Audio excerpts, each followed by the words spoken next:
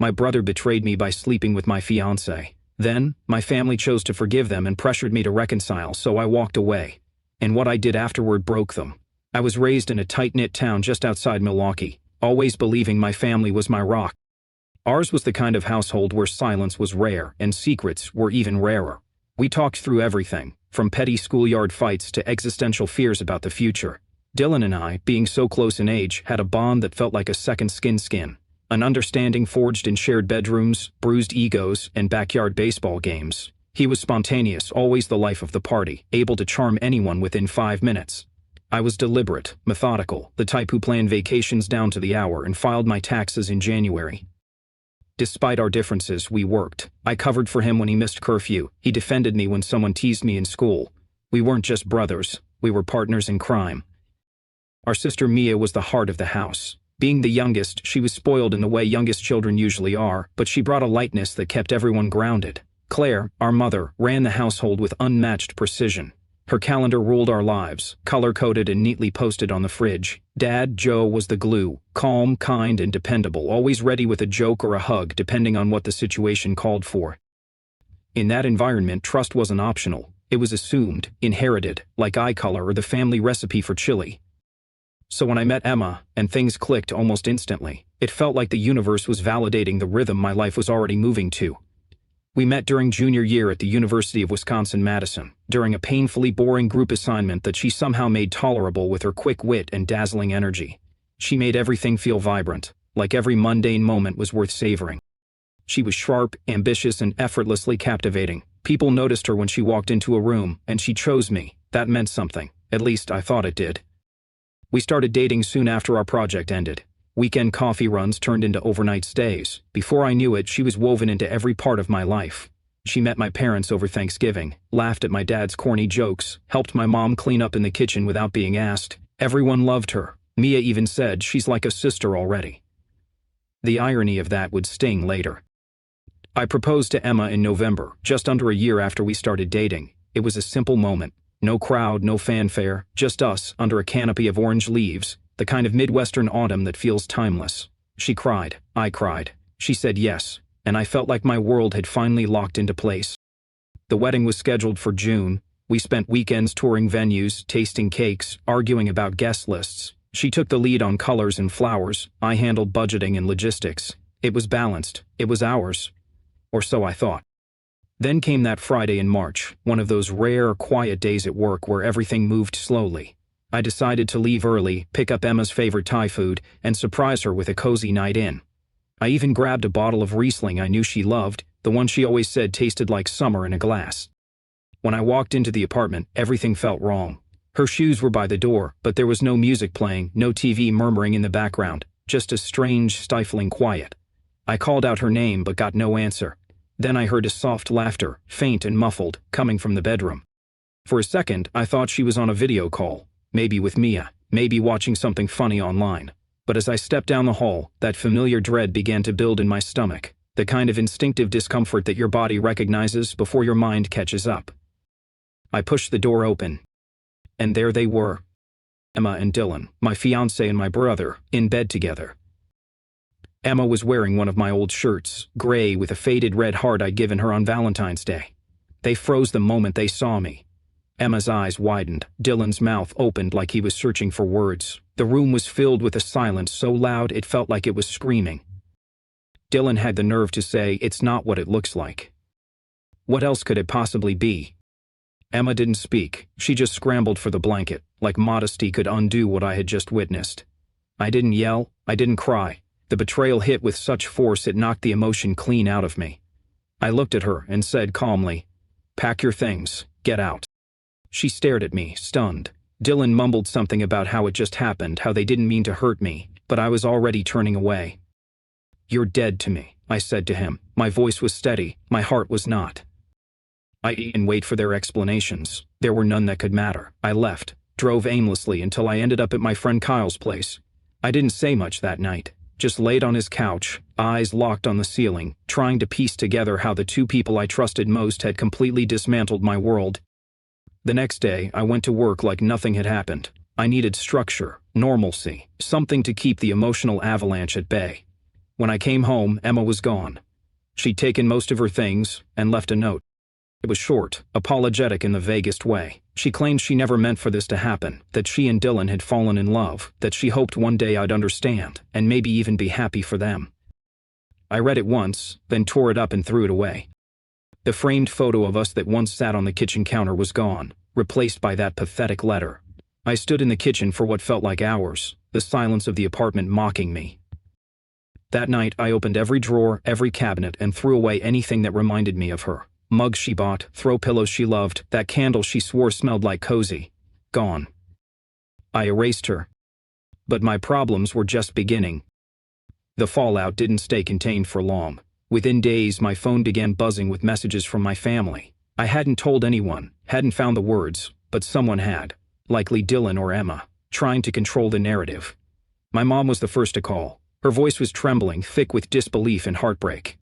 "I don't understand, how could he do this to you?" she kept repeating, like if she said it enough it would start to make sense. I told her I didn't want to talk, that I needed space. She begged me not to shut her out, insisted that Dylan wasn't welcome in her home anymore, that she would never forgive him. At the time, those words felt like a small comfort. But grief, as I was learning, was a shapeshifter. It turned people inside out. What starts as solidarity slowly becomes discomfort. My father, usually the mediator, reached out next, urging me not to burn bridges, saying, "He's still your brother." That was the moment I realized something deep and irreversible. I was more alone than I thought. Because for them, this was a painful mistake. For me, it was a line crossed that could never be uncrossed. They wanted healing, I wanted distance. And I knew the only way to survive was to cut them all off. Not forever, but for now, until I could rebuild something, anything, that wasn't born of betrayal. That's when I made my decision, and what I did next would turn their world upside down. I wasn't naive enough to believe my mother's outrage would last. Claire had always worn her devotion to family like a badge of honor, but underneath it was a condition: loyalty, as long as it didn't interfere with the image she wanted to protect.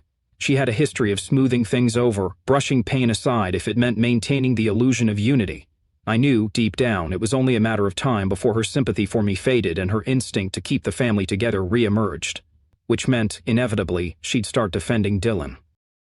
My father, Joe, reacted differently. He wasn't one to show big emotions, but when I finally answered one of his calls, I expected at least some fire in his voice. Instead, there was a long sigh on the other end of the line, followed by a calm, detached comment. "Well, these things happen sometimes." These things. Like it was a spilled drink or a broken window, not the implosion of his son's relationship and trust. I sat there, gripping my phone in silence, my chest tight with disbelief. He wasn't angry. He wasn't even surprised. Just neutral. That hurt in a way I didn't see coming. Mia, my little sister, tried to walk the impossible tightrope. She called often, sometimes just to ask how I was doing, other times to whisper, "I can't believe they did this to you."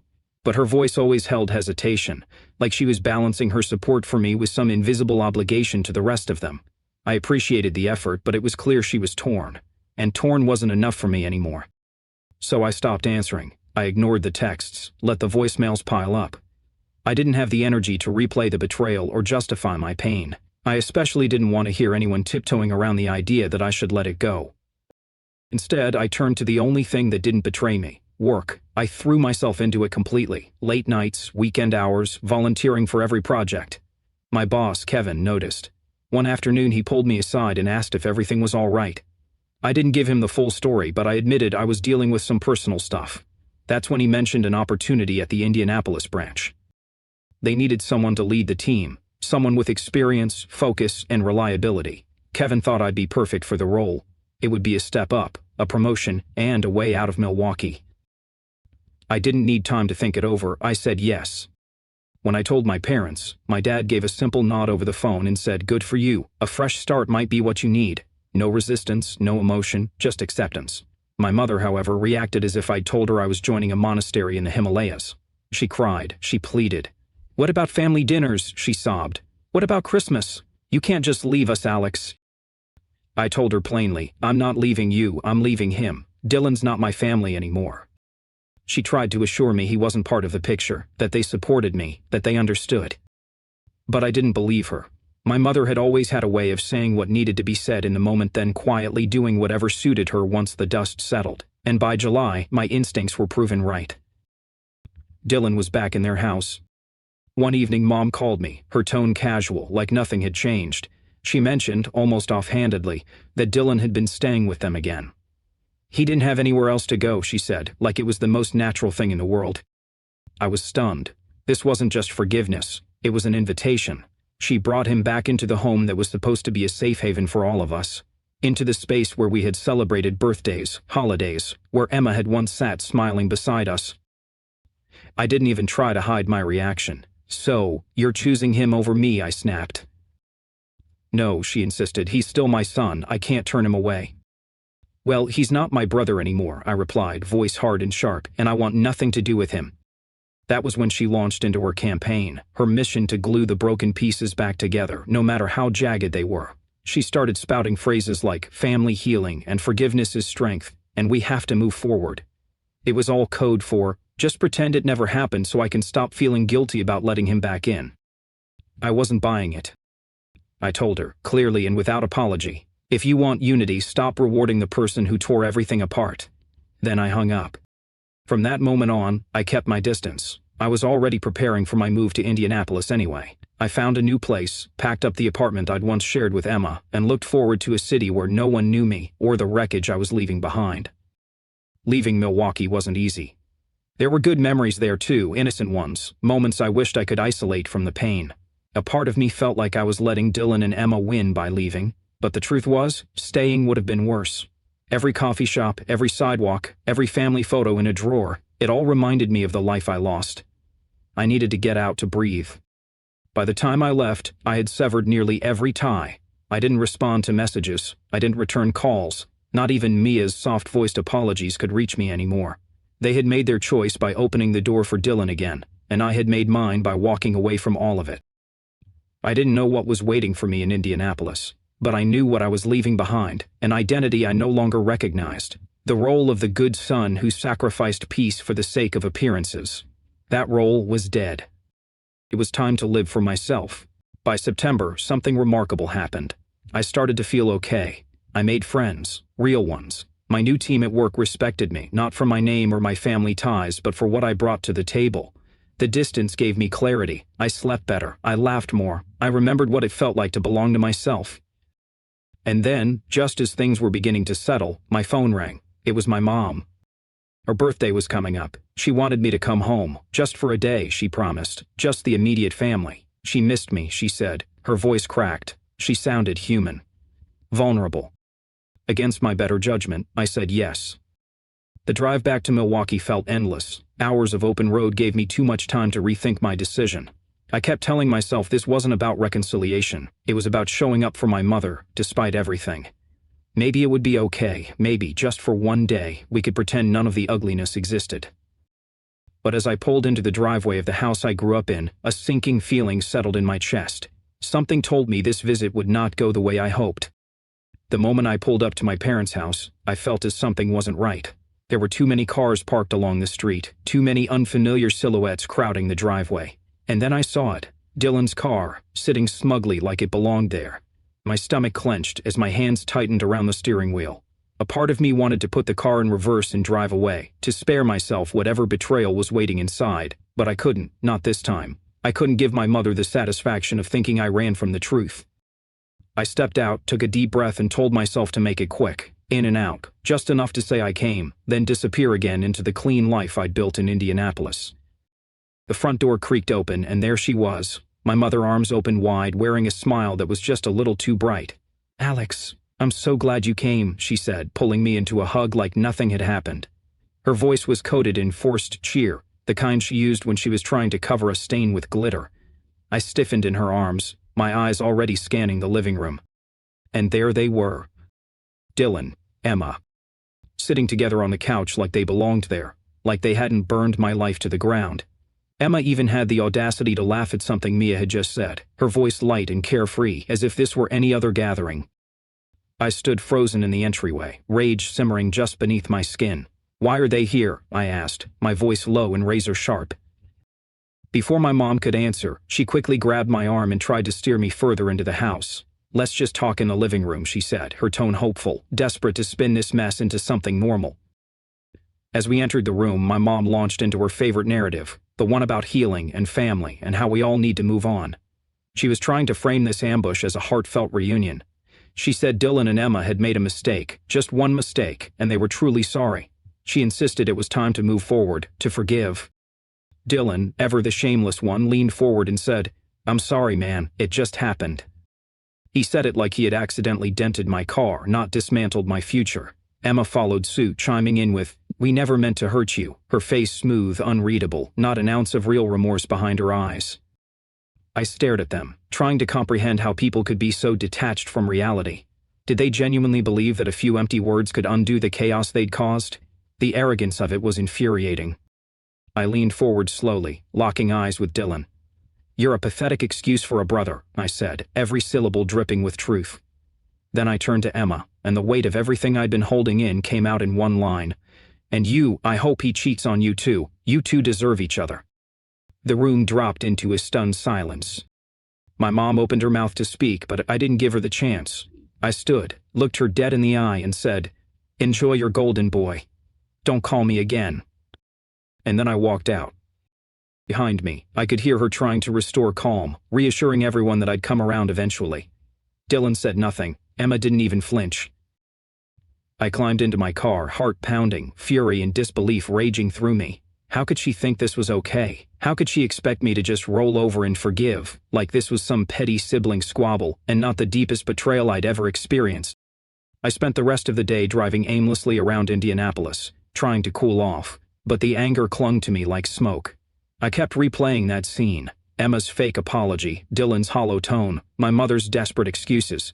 Part of me wanted to call her and scream, to unleash every thought I'd bottled up. But I didn't.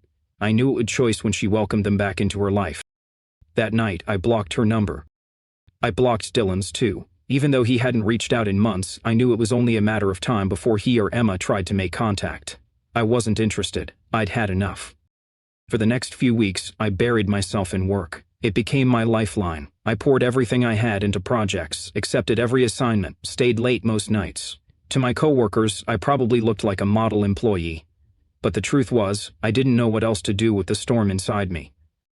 I deleted my social media accounts. Seeing photos of family events I hadn't been invited to, or worse, ones I had but couldn't bear to attend, only deepened the wound. I didn't need visual reminders of what I had lost. I kept telling myself I was better off without them, that this was what healing looked like, and some days, I believed it. The distance helped. Slowly, I started to feel like myself again. I began thinking about building a new kind of family, one made of people who actually valued me. But deep down, I knew it wasn't over. Claire wasn't the type to give up easily. She still believed she could fix it, that she could manipulate her way back into my life by setting another trap dressed up as a family gathering. For now, though, I was safe, distant, untouched by their chaos. Let them have their family unity. I'd rather be alone than surrounded by people who didn't truly care. So I didn't know what the future held, but I was done letting them dictate the terms of my life. From here on out, I was writing my own story. By January, my life in Indianapolis had become everything I'd hoped for. The air felt clearer, the weight on my shoulders a little lighter. I wasn't waking up angry every morning anymore.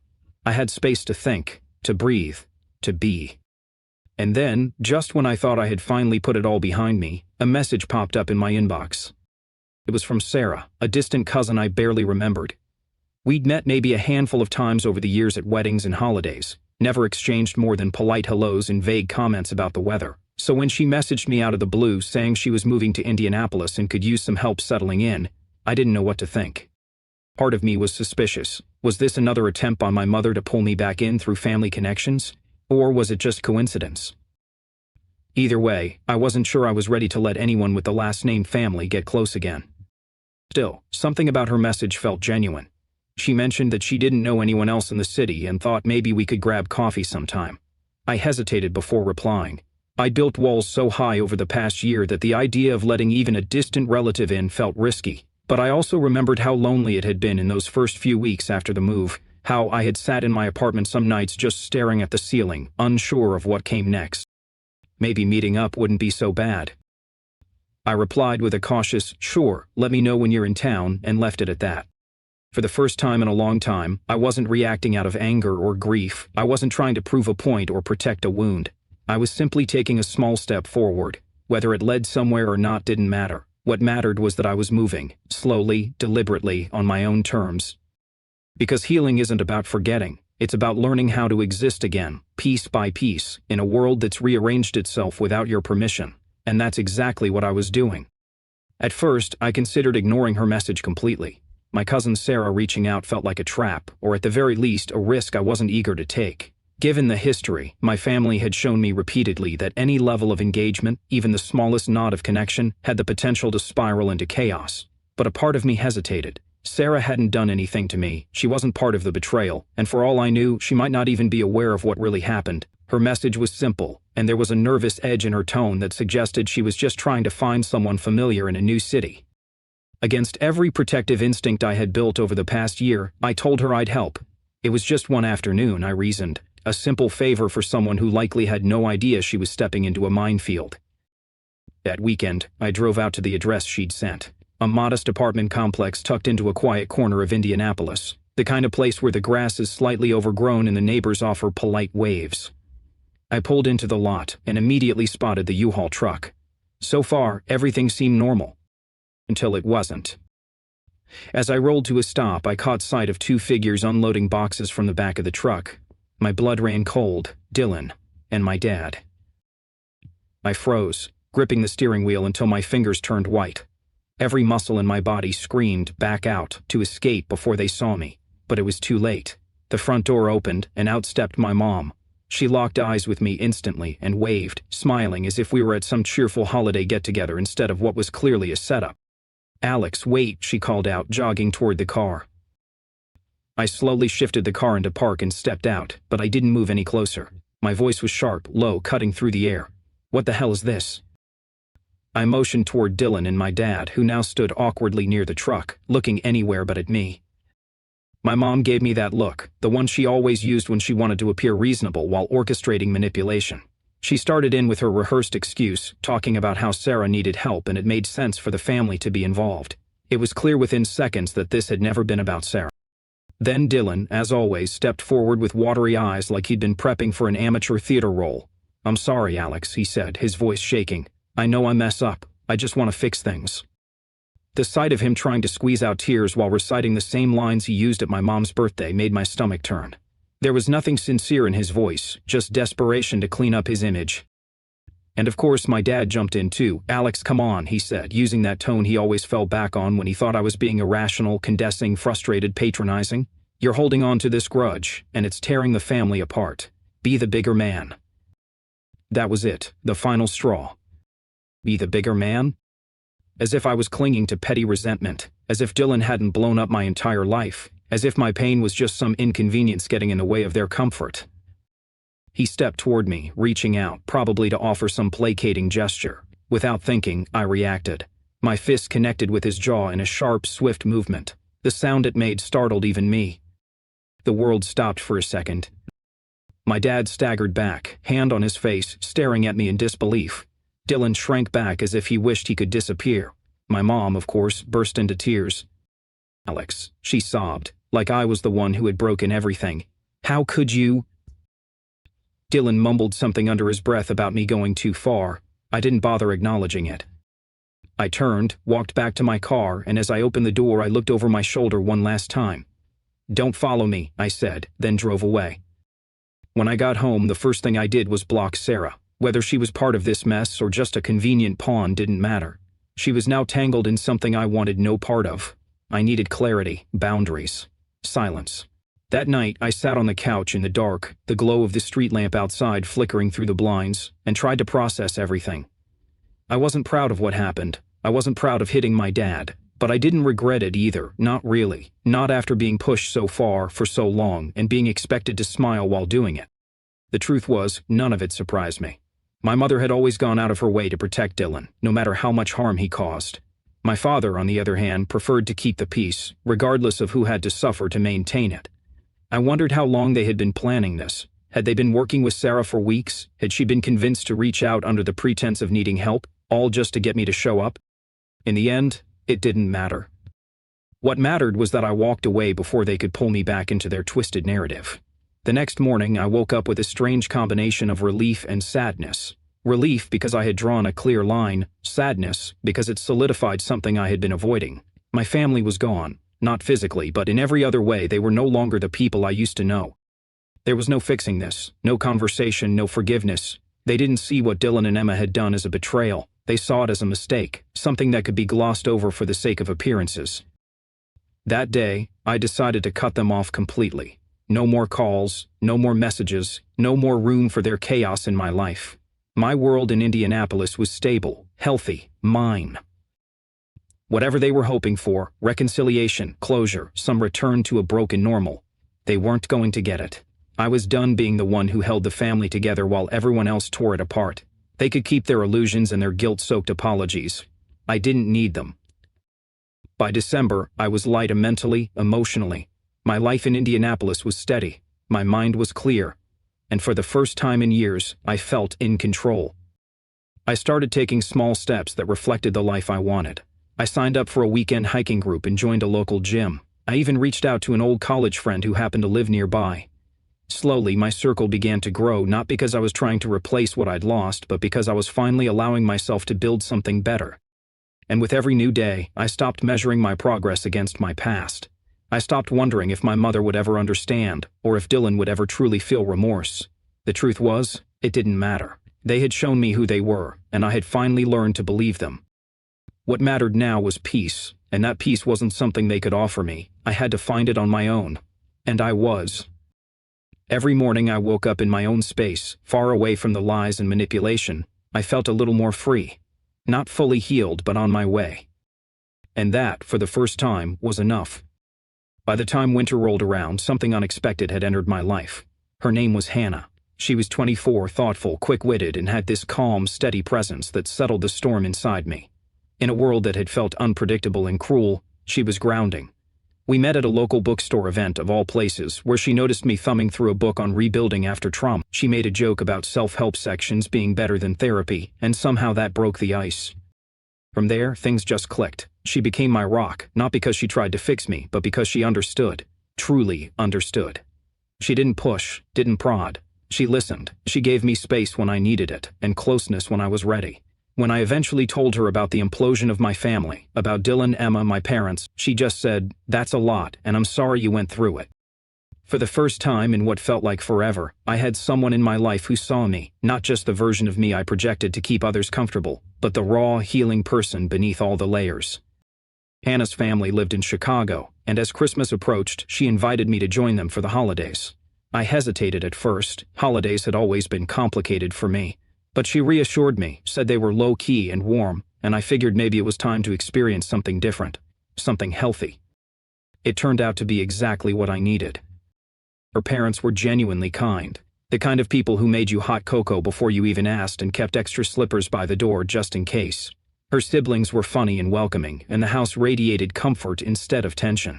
There were no whispered arguments in the kitchen, no forced smiles across the dinner table, just laughter, board games, and the gentle chaos of a family that actually liked each other.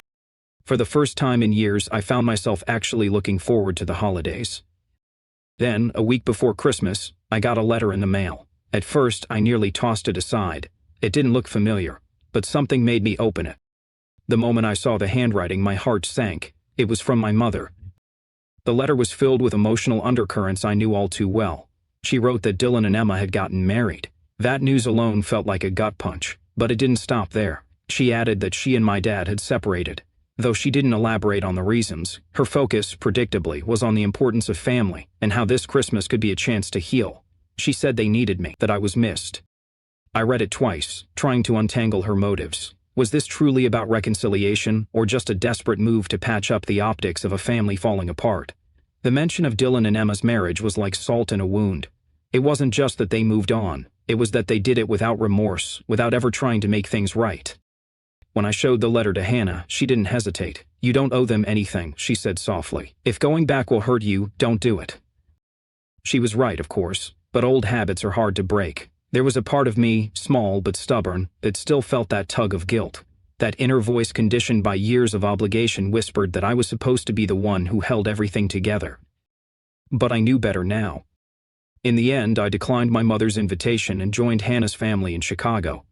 Their home was a cozy two-story place with warm lighting and the scent of cinnamon in every corner. Her mom asked if I preferred hot chocolate or mulled cider. Her dad handed me a pair of green-themed socks with a wink. It was corny and kind and everything I hadn't known I was missing. Christmas Eve was spent baking cookies, decorating the tree, and laughing over a chaotic game of charades. There were no fights, no awkward silences, just warmth. I didn't realize how badly I needed that peace until I was surrounded by it. Christmas morning, we opened presents in our pajamas. Hannah's family had made a stocking for me, with my name on it. That simple gesture, a stocking hung by the fireplace among theirs, made me feel more included than my own blood ever had. And yet, even amidst all that joy, a shadow lingered. I couldn't stop wondering what was happening back home.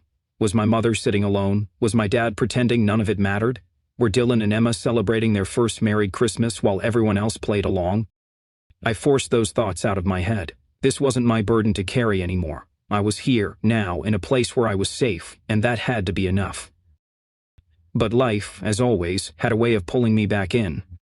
In January, just as I was settling back into the rhythm of work and life, I got an email from Mia. I hadn't heard from her in months. Seeing her name in my inbox stopped me cold. Against my better judgment, I clicked it open.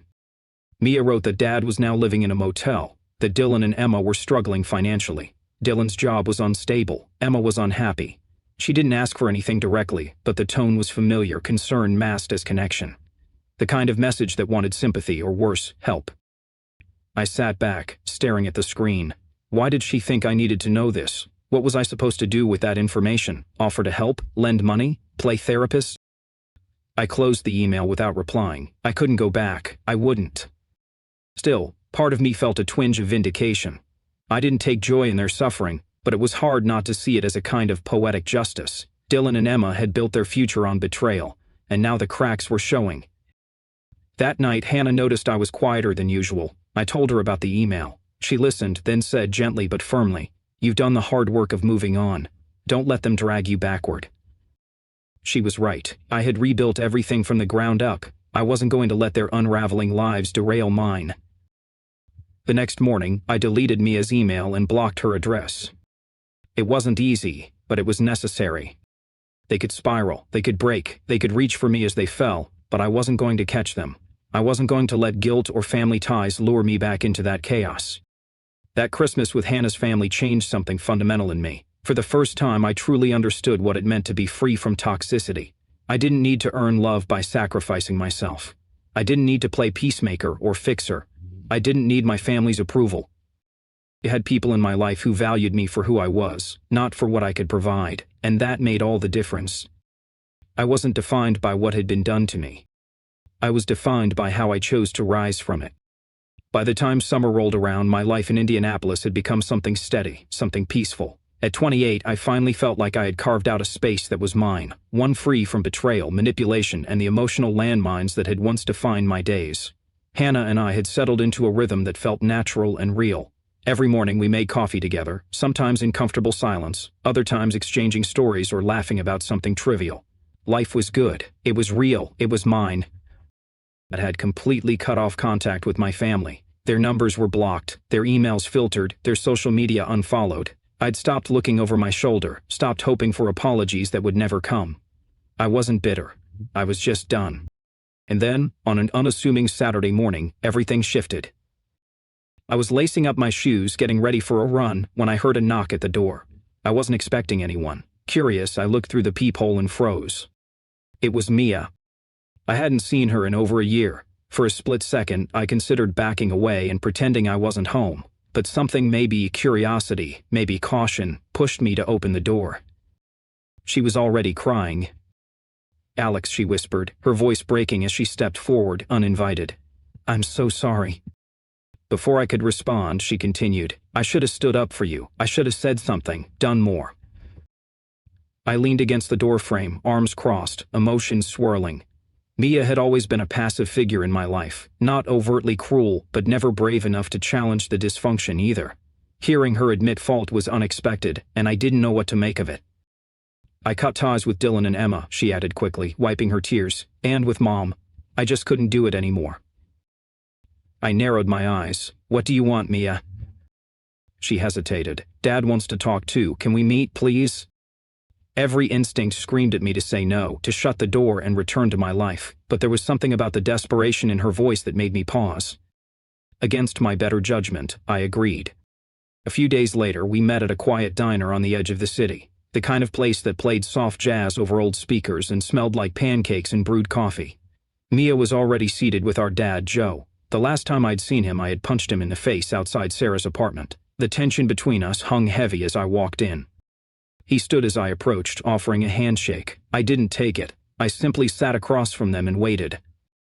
"I'm sorry," he said finally, voice low and sincere, "for everything. I should have done more to protect you. I should have been better." It wasn't much, but it was more than I expected. For a fleeting moment, I felt something stir, a hope maybe, hope that maybe, just maybe, a sliver of something could be repaired. And then, the bell above the diner's door chimed. I looked up and saw my mother walk in. I immediately stiffened, my entire body tensing. Behind her, like ghosts summoned to finish the haunting, walked Dylan and Emma. I stood. Mia grabbed my arm, whispering, "Please, Alex, just hear them out." That was it. I turned toward them, cutting my mother off before she could open her mouth. My voice was calm, but it cut like glass. "You're not my family anymore. If you want forgiveness, find someone else to manipulate. I'm done." I tossed some bills on the table to cover my coffee and walked out without another word. Behind me, voices called my name. I didn't turn around. I didn't need to. That moment sealed it. They could beg, plead, cry, or stage whatever reunion they wanted, but I was no longer playing the role of the scapegoat in their drama. I had finally reclaimed my narrative. Now, when I look back at everything that happened, it feels surreal, like I've lived a dozen lifetimes since the day I walked into my apartment and found Dylan in my bed. The pain is still there, but it no longer controls me. The wounds have turned to scars visible, but no longer raw. The truth is, I've come out the other side stronger, wiser, surrounded by people who love me not out of obligation, but out of choice. Hannah and I got engaged last year. It was nothing extravagant, just the two of us in our favorite park, sharing a picnic under the old oak tree where we had our first deep conversation. I didn't need fireworks or grand gestures. I'd learned that real love doesn't need to shout, it shows up quietly, consistently. When I asked her to marry me, she cried and said yes without hesitation. That moment was like the final puzzle piece I'd been searching for since my life fell apart. She's not just my fiancée, she's my anchor, my co-pilot, my peace. She supported me through every up and down. She never once pressured me to reconnect with my family. She stood by me even when I doubted myself, reminding me that love shouldn't require betrayal, sacrifice, or shame. And now we're expecting our first child. It's a boy. The thought of holding him for the first time fills me with a mix of joy and fear. After everything I went through, I never thought I'd be ready for fatherhood. But Hannah's faith in us, in me, gives me hope. Together, we're going to build a home filled with love, respect, and security, the very things I lacked growing up. One of the final steps in closing that chapter of my life came when I decided to change my last name. It wasn't a rash decision. I sat with it for months, unsure if it would really make a difference. But eventually, I realized that carrying that name felt like dragging a chain behind me. It wasn't just about the name itself. It was about what it represented: pain, betrayal, the expectation to tolerate the intolerable. So I filed the paperwork. The day I stood in court and watched the judge sign off on the change, I felt something I hadn't expected: release. It was symbolic, sure, but it mattered. For the first time in my life, I felt untethered from the weight of what had been. I had a new name, a new chapter, a new future. And this time, it was mine to write. That evening, after the courthouse, Hannah and I went out for dinner. Nothing fancy, just a small Italian place with candlelight and soft music. We clinked our glasses together in quiet celebration. It felt like I had peeled off a layer of skin that never truly fit me. As I looked across the table at her, I saw the life we were building reflected in her eyes. One free of manipulation, grounded in honesty, and filled with hope. We talked about baby names, our future, and what kind of parents we wanted to be. The excitement in her voice made it clear we weren't just planning a life. We were creating a legacy, one that started fresh, unburdened by the toxicity of the past. Later that night, as we lay in bed, she rested her head on my chest and whispered, "I'm proud of you." I didn't say anything right away. I just held her a little tighter, letting the silence fill with gratitude, because for the first time, I felt proud of myself, too. not just for surviving, but for choosing to live fully on my own terms. And I knew, no matter what came next, I was finally free. I'd been afraid for a long time to truly close the door on my past. There was a weight in the act of cutting ties with your own family, a heaviness that made you question if you were doing the right thing, even when every sign pointed to yes. Choosing a new last name was part of that closure. I didn't want to carry the name that had been attached to so much pain, to people who had turned their backs on me in my most vulnerable moment. I chose a name that meant something to me, one that belonged to a personal hero who had inspired me to push through darkness. It was a small but powerful act of reclaiming my identity. Anna didn't hesitate when I told her. She smiled and said, "We're starting our own legacy now," and she meant it. It wasn't just a sweet sentiment. It became a guiding principle for me. That phrase, those 6 words, echoed in my mind through every difficult choice I made. Starting our own legacy. Since then, I've heard snippets about my family's unraveling, mostly through mutual acquaintances who didn't know better than to mention them. Not because I was asking, but because gossip finds its way through cracks when you least expect it. Apparently, my parents are no longer together. The official separation happened months ago. My dad is now living in a cramped rental property out on the edge of town, far from the house where we all used to gather for holidays that were tense even at the best of times. My mom remains in the family home, desperately clinging to whatever facade she can manage, as though keeping up appearances could rewrite history. And Dylan and Emma? Let's just say that karma has its own poetic way of balancing the scales. They're drowning in debt. Their marriage, from what I've heard, is fraying at the seams. Emma lost her job a while back, and Dylan's string of unstable work hasn't helped. Friends of friends say they fight constantly, and that neither of them seems particularly happy. The same people who tore my life apart are now struggling to hold theirs together. The irony isn't lost on me. As for Mia, the sister who chose silence over standing by me when it counted, life hasn't been kind to her either. Her fiancé left her shortly before their wedding. No one shared many details, and I never asked. I didn't need to know the reasons. She made her choice when she sided with Dylan and Emma, and that silence spoke louder than any words ever could. Over a year ago, my mother sent me another letter, another plea for reconciliation, another call cloaked in guilt and nostalgia. I didn't even open it. I recognized the handwriting and dropped it directly into the trash. I had already given them so many chances to do right by me, and they had squandered every single one.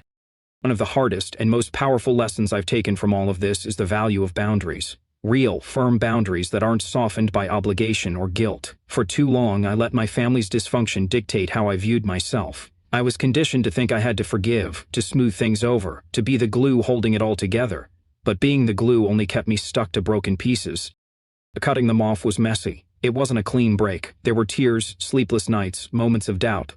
But it was necessary, because real healing doesn't happen in the middle of chaos. It happens after you walk away from it. Sometimes, I do wonder if they regret it. Do they ever look back and see the damage they caused? Do they feel the weight of what they lost? Not just a son or a brother, but someone who would have done anything for them, until they made it impossible to stay? I'll never know, and I've come to realize that I don't need to. Their regret or lack of it is not my responsibility. What matters is that I've found peace. I've built a life where love isn't conditional, where I'm not forced to sacrifice my well-being to maintain someone else's illusion of family unity. And if anyone reading this is walking a similar path, I want you to hear this clearly. It's okay to walk away. It's okay to choose yourself, even when it means letting go of people you were told you should never give up on. Sometimes blood doesn't make someone family. Actions do. Loyalty does. Respect and accountability do. You are not obligated to keep people in your life just because you share DNA. If they hurt you, if they continually disrespect your boundaries or make you feel small, cutting them off doesn't make you cruel, it makes you brave. With Anna by my side and our first child on the way, I finally have what I spent years searching for, a real family. One built on trust, compassion, and the kind of love that heals instead of harms. We're not perfect, but we're honest. We fight fair, we grow together. And for the first time in my life, I look forward to the future without fear.